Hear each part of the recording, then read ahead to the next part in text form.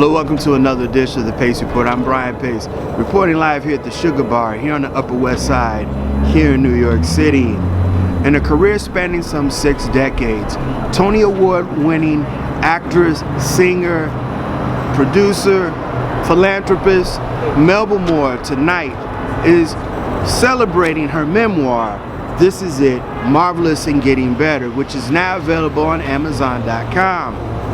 Now, in her 6 decades, this woman has graced the stage with icons ranging from the great Eartha Kitt to Cleavon Little and Helen Martin, just to name the many endless few.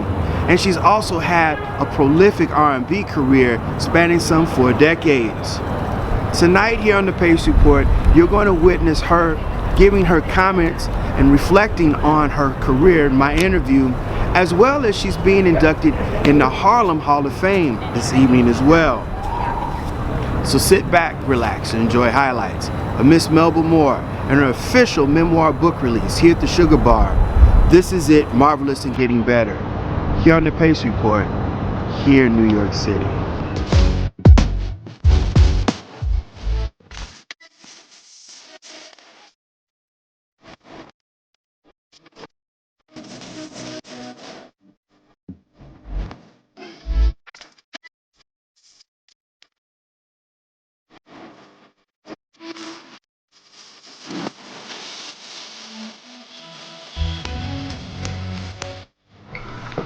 To be here tonight with my dear friend Valerie and remember the days in the past of being a New Yorker, living on 108th Street, living at Lenox Terrace and 135th Street,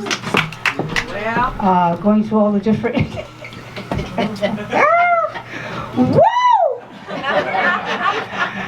studios that we sang in. You remember Ellie Greenwich? Oh, yes. We have memories that are so White Rock Baptist Church? Yes. Yeah. I got saved there. She was there before me. She's younger than me, but she was there before me. White Rock is a bedrock for me. The reason I went there is because I was going, painting the crack houses red with Reverend Al Sharpton. And we stopped in White Rock, and for some reason I can't remember all the details. Went back there again and again and again. I joined that church and got baptized there, but that's a church that Valerie had gone to too, and so many people that we know. But what I'm thinking about is being born in New York City, the greatest city in the world. Yes, yes. To grow up in Harlem. Yeah. I went to St. Thomas Aquinas Catholic School. I got my first spiritual teachings here, which I went through a lot of different things, but they didn't leave me. I came back to God. I just have so many warm and grateful feelings about knowing and living our lives with Nick Ashford, dear friends. We used to have so much fun on those recording sessions. And we could tell we was tired because we didn't get angry, we just got silly and stupid. And we just would sing until we fell out. And I just am so grateful to have lived here. To get an award is just icing on the cake. And I'm not one to make a lot of speeches yet, so I don't have a lot of fancy or perhaps even intelligent words to say. But the people that know me, they know what I've lived and the joy I like to try to bring to people. I like to serve.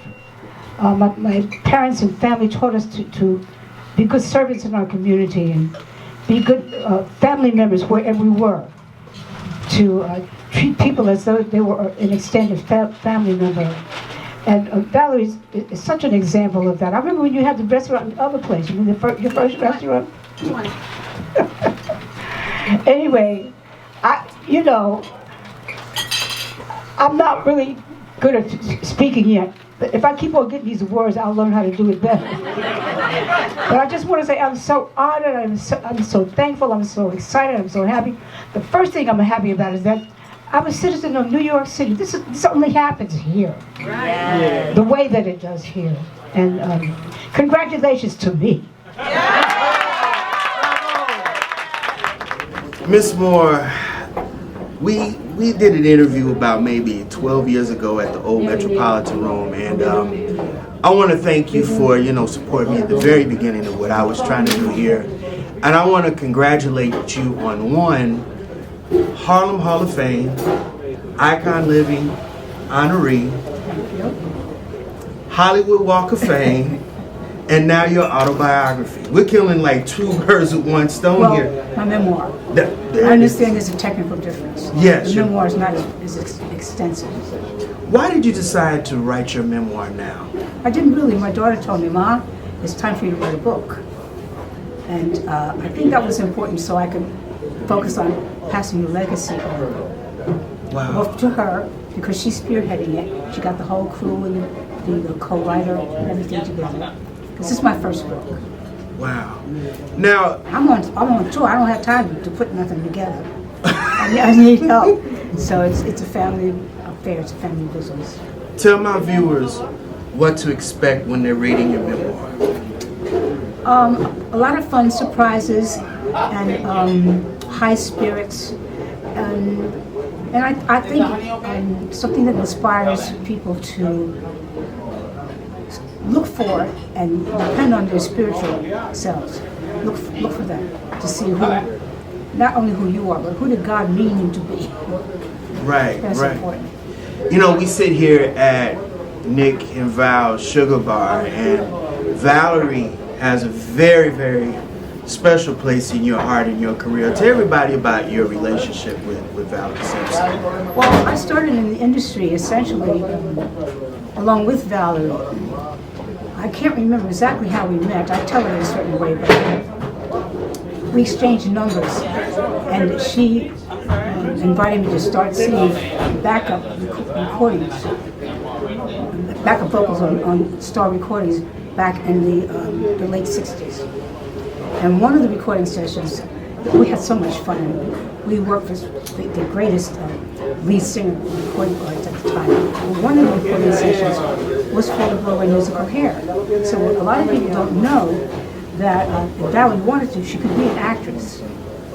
And she went and sang for the producers and the directors of Hair, and they invited her to be part of the show too. She said, "No, I'm going to go write hit records because they pay more money." But I started in the industry along with Valerie.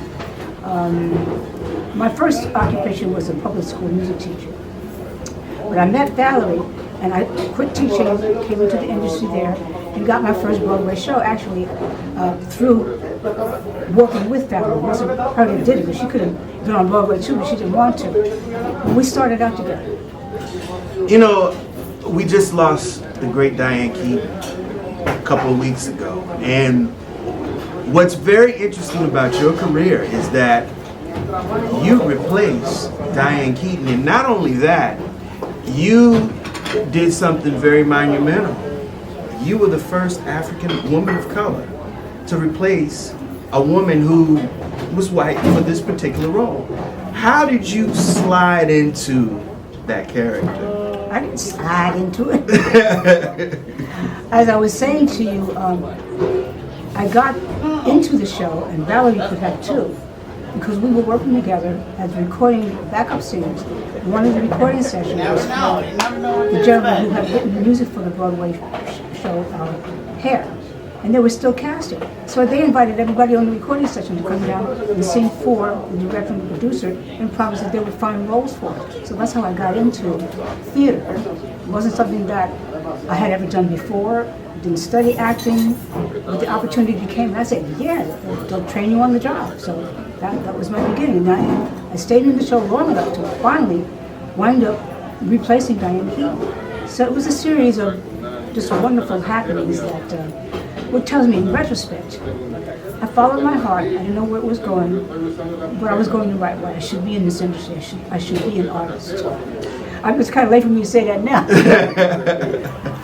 You know, Melba, you created your own lane, and I think one of the things that I've always admired about you is that Broadway opened up the door for variety TV shows. Absolutely. It opened up for your solo career. Absolutely. It opened up for television and film. Yeah. How did you learn those roles as you was going along? I had good directors and good cast members. For instance, when I got the role of Lutiebelle Gussie Mae Jenkins in Purlie, I went up for it because one of the fellow cast members in Hair reminded me that I should start going up for things and audition for them, but I didn't know how to audition. So the person said to me, well, I'll give you the information, and you just start going around, find out where the places are, find out a little something about the character, start making the rounds, because you have your actors' equity union cards, you're in the theater. And I said, I don't know anybody in the theater but you. And he said, so just go try to learn how to audition. I was trying to learn how to audition, but I got the part. And so that was my second Broadway show. But in Hair, there was a series of vignettes or little pieces that kind of, when you put them together, they told the whole story. But Purlie was different. It was a regular show from the beginning to middle to end of the story. And you have one character you played from the beginning to end, so you had to sustain your character. I didn't know how to do that, but my fellow actors helped me to do that. Cleavon Little, Sherman Hemsley, and Bella Nelson, they worked with me, encouraged me. Melba, remember this, remember that, you know. Rehearsals and keeping me focused, and Philip Rose, very, very important. Philip Rose directed Raisin in the Sun. And he brought Sidney Poitier to the Broadway theater. And then after that, he went to the movies. So people like Philip Rose were very important in opening the way for black people to come and have these experiences, because it had been closed a century before that. That's interesting. That's interesting. You grew up, you were born in Harlem. Well, yes. I say the cusp. Well, Harlem Hospital, yes, I was born there. Yes. Tell me your first musical experience growing up. Well, that didn't happen until my mother married a gentleman from Newark, New Jersey. And they worked together. She was a professional singer and he was a piano player. And he had a son and a daughter. And we had 2 more brothers after that. So I was an only child to a single parent first. And we moved to Newark, New Jersey. And my dad was a piano player, my stepdad. We were so close. He was my dad. That's the first important thing. You had a family. And we all took piano lessons. I was already 10 years old. And for a person who's going to be a singer, that's late. Usually by the time you're 3 or 4 years old, somebody says, oh, that kid has a voice. But there was nobody around me like that to say that I had a voice until later on. And of course, as a family, we all sang. So I didn't really think that I had anything special. But I got so in love with music. When it was time to go to high school, I said, well, I want to major in music. I want to go to the performing arts school and major in music. And I auditioned to get in, and I majored in voice. That's when I began to, that one already in high school. So my point is, I'm kind of a late bloomer. So really good things are going to happen now. Right. What was the first concert that you saw as a kid or as a young adult? What was the first music performer that you saw that had a profound impact on you?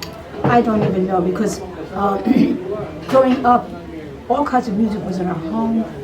I remember modern jazz becoming very, very popular. By the time I got into high school, I'm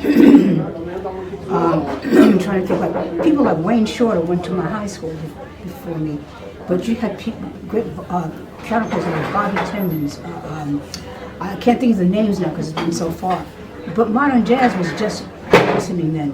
So by the time we got to be like, mid-teenagers, we were able to go to clubs in New York at 18 years old. And you couldn't go in New York until you were 21. Well, we had all these wonderful, I remember people like Rhoda Scott and Freddie Roach, great organ players, just all kinds of fabulous music that was available to us in New York and in high schools. Wow. We don't have artists that start way back there where we started and rise to these heights. and live to tell the story. Hallelujah. And you know, you were saying something about how Nick Ashford and I saw something in Melba. But the truth of the matter is, Maya Angelou said that eagles fly with eagles. So you should always be looking for somebody that's going to lift you as much as you can lift them. And that's what she did for us. Yes, yes. Because we saw something great in her. You know, when I can remember being on that session with Melba, when those gentlemen from Hair came looking for talent to be in the show. And they wanted us to audition. But Nick and I were already writing songs, and you know, we had our area going. Plus, I didn't think I was no actress. So Melba went for the audition, and what did she do?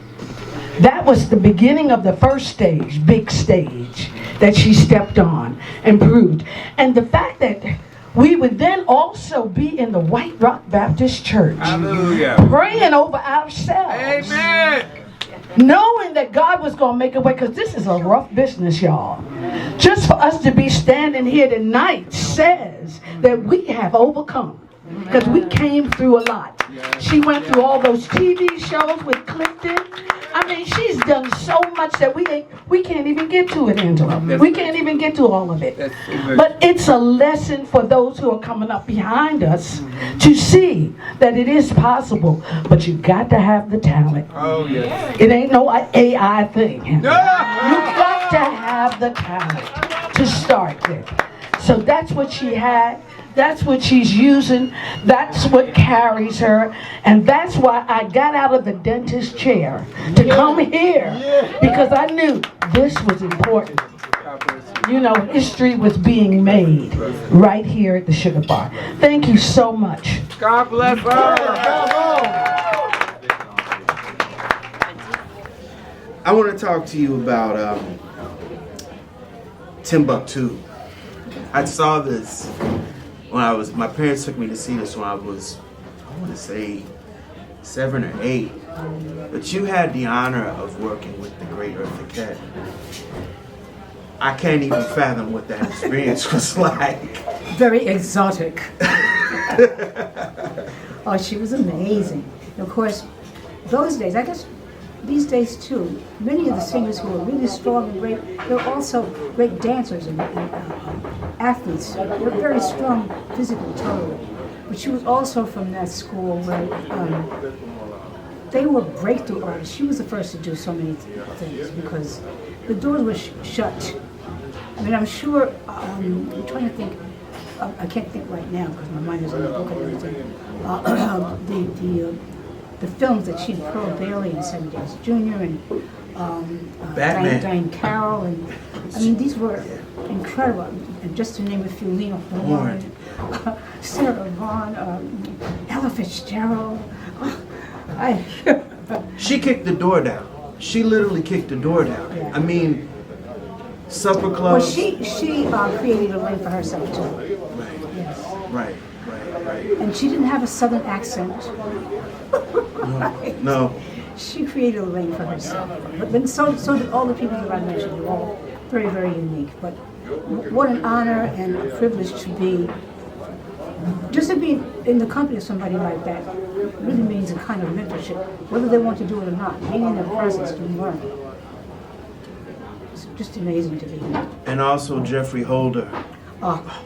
I interviewed him, and I mean, growing up, his presence, I mean, just the dance, Yes. the directing of Broadway, and then... You know, he designed the costume. Yeah. How was that?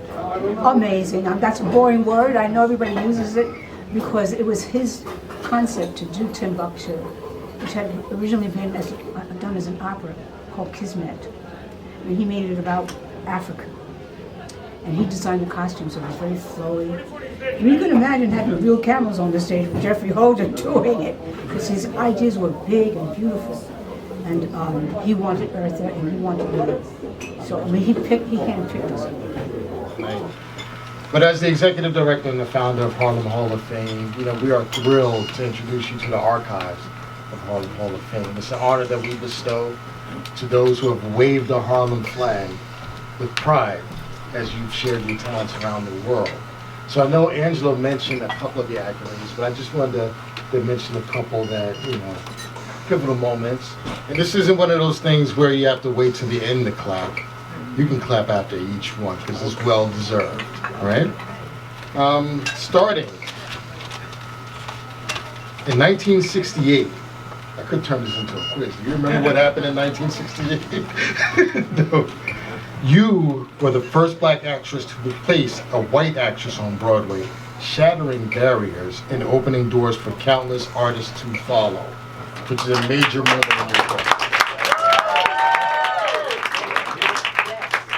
In 1970, her stunning performance in Purlie earned her a Tony Award, making her the first black actress to win Best Featured Actress in a musical. Not only showcasing her talent, but also marked a significant turning point in Broadway history. Applause. As a global health advocate, a 3-time Grammy nominee, the recipient of the Joseph R. Biden Lifetime Achievement Award. One more. In 1990, Ms. Melba Moore left an indelible impact with her landmark recording of Lift Every Voice and Sing, the Black National Anthem, which is one of only 2 versions recognized by the Library of Congress. Well, tonight we're recognizing her at the Harlem Hall of Fame with the 2025 Icon Living Legacy Award in Performing Arts.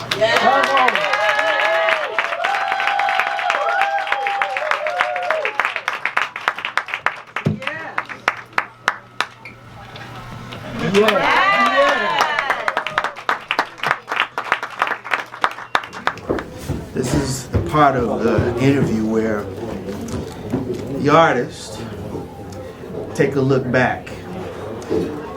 Pull the first record out. Oh, wow. Talk to me. This was recorded live at the Metropolitan Opera House.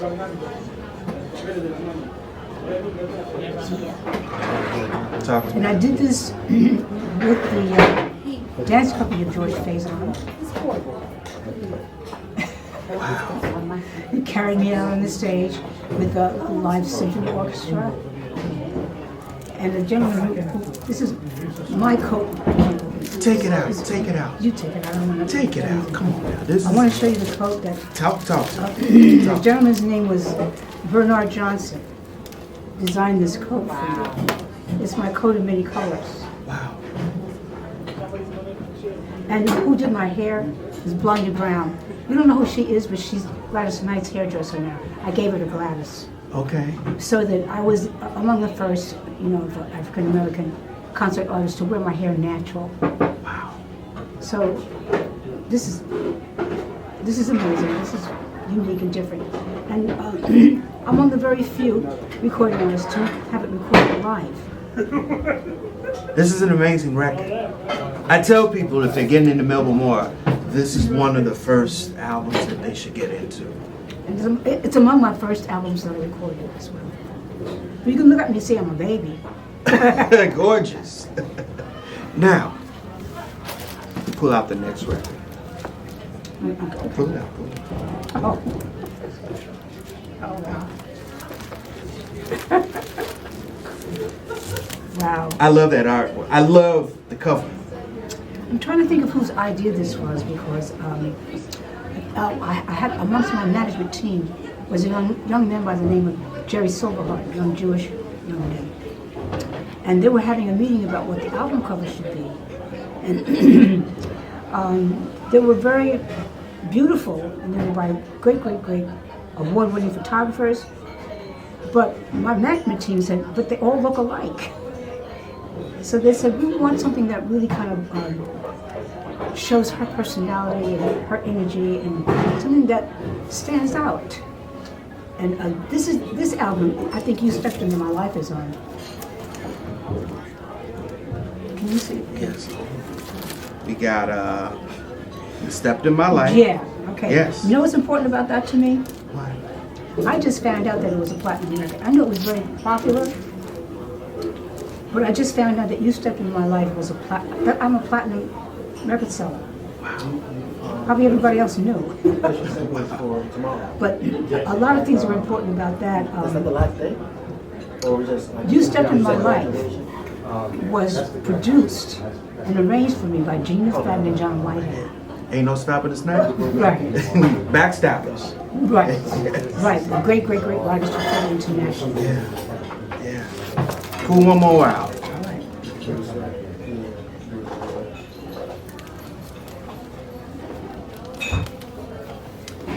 Oh, okay. Now, this album, there's two things about it. You see the cover. It's very fashionista. Yeah. The outfit is leather. This is leather. And the designer is a great, great clothing couture designer by the name of Roberto Cavalli. He passed away fairly recently, but he had a store on Fifth Avenue or Madison Avenue. So he's very, very, very high-end designer that my then husband found when we were in France, because that's where he's from. But A Lot of Love, the album was written and produced by Kashif. That's very important because we kind of discovered him. He was with a group before, I can't think of the name of the group. BT Express. BT Express. Very, very, very big group. Just got too much on my mind. And so he wrote many, many hits for me. And he brought also in Paul Lawrence, who wrote Rock Me Tonight. And Melissa Morgan,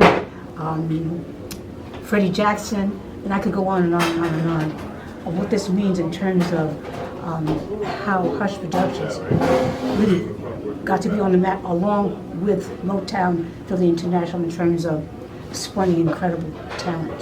So that's what this kind of means to me. Melba, you have had a fantastic year. Hollywood Walk of Fame. Cat Williams really, and D-Nice. D-Nice, when we went COVID, he brought you in a whole different stratosphere. I always think that the best days are still coming for you. How do you feel about that? Absolutely, I do, and that's not an unimportant or small thing. It's culminating, but I feel like because of the way things have happened, and because I hope I'm putting God first, He's got a lot more in store. And I'm kind of a late bloomer. Some of the things perhaps I should have not accomplished before, but been able to document before. But I was busy striving, thriving, and surviving. And so thanks to my daughter, Charlie, and NJ Elevate, I have the opportunity now, I think, to take everything to another plateau and document everything and then see, really assess what happened, who I am, and especially from other people's point of view, because they're the ones that really make it happen with you and for you. You see what I can do next. Melba Moore, this is the last question, and I know you have to go out here and address your fans.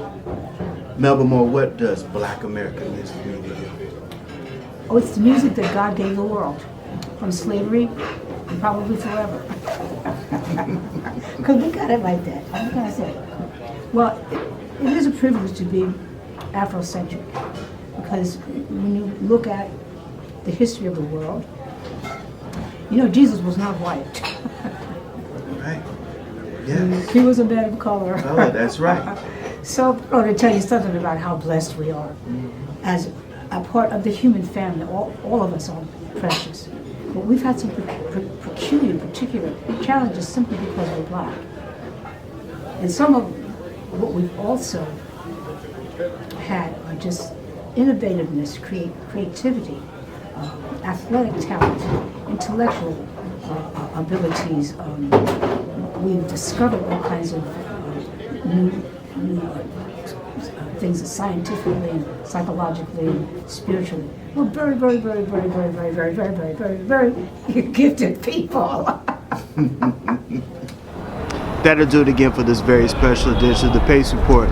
Reporting live here at the Sugar Bar here on the Upper West Side here in New York City. I'd like to personally thank the incomparable Melba Moore for her time. Make sure you support her new memoir, This Is It, Marvelous and Getting Better, now available on Amazon.com. For more information on our upcoming club and tour dates, please visit her on social media by way of Instagram, Twitter, and Facebook. I'd like to give a mad shout out to Mr. Angelo Ellerby for Double Exposure Public Relations for arranging my time with Miss Moore, as well as the legendary singer-songwriter and vocalist Miss Valerie Simpson for her comments. Also the staff and management here at the Sugar Bar. As always, people, I can't stress this more than enough. Please like, share, and subscribe to my videos here on YouTube and Vimeo, and leave comments. Until next time, remember, if it's in the groove, it'll make you move. Till next time, peace.